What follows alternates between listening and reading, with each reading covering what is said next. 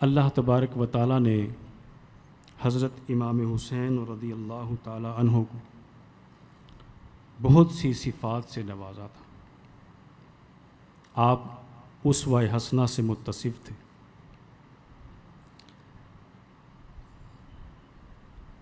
تقریباً 5 سال آپ نے نبی پاک صاحب الاولاق صلی اللہ علیہ وآلہ وسلم کی صحبت میں بسر کی۔ ایک روایت میں آتا ہے 7 سال 7 ماہ 7 دن آپ نے اپنی نانا جان کی صحبت میں گزارے۔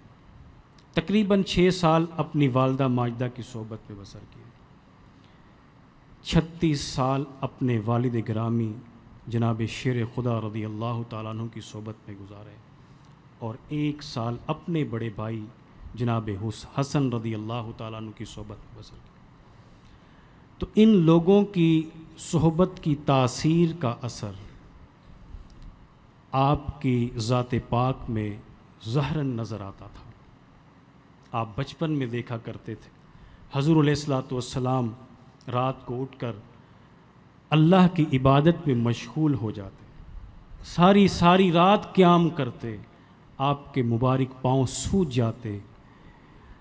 آپ دیکھا کرتے کہ آپ کی والدہ ماجدہ سارا دن اللہ کا ذکر کرتے ہوئے گھر کا کام کاج کرتی تھی، رات کو بچوں کو کھانا کھلا کر سلا دیتی، عشاء کی نماز ادا کرتی اور ساتھ ہی نفلی نماز کی نیت باندھ دیتی۔ قیام، رکوع اور پھر سجدہ اتنا طویل ہوتا کہ سردیوں کی یکبستہ 14 گھنٹے کی رات بھی چھوٹی پڑ جاتی۔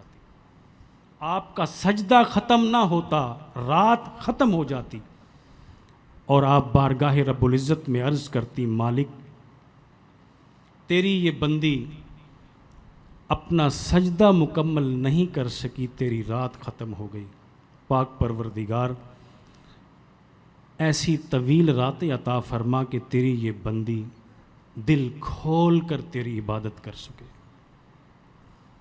یہی چیز حضرت امام حسین میں بھی پائی جاتی تھی۔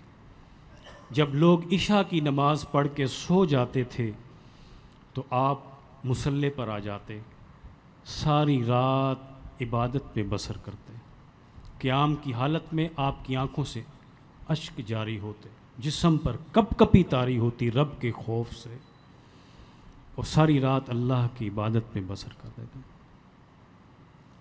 یہ جو آپ کو شان اور مرتبہ ملا ہے، یہ آپ ہی کا خاصہ ہے۔ آپ کو اپنے نانا جان کی طرف سے جرأت اور سخاوت وراثت میں ملی تھی۔ کوئی سائل بھی آپ کے پاس آتا تو خالی ہاتھ کبھی نہ لوٹتا، بلکہ فقیر آتا تو اس کو اس کی جھولیاں بھر کر بھیجتے تھے، امیر کر کے بھیجتے تھے۔ حضرت امام زین العابدین رضی اللہ عنہ آپ روایت کرتے ہیں کہ میرے والد گرامی غریب، مسکین، نداروں، بیواؤں کے گھر خود جا کر کھانا تقسیم کرتے تھے، راشن دیتے تھے، اور ان کے گھر کا وزنی کام کاج کیا کرتے تھے، اس کی مشقت برداشت کرتے تھے، جس کی وجہ سے آپ کی پشت پر نشانات پڑ جایا کرتے تھے۔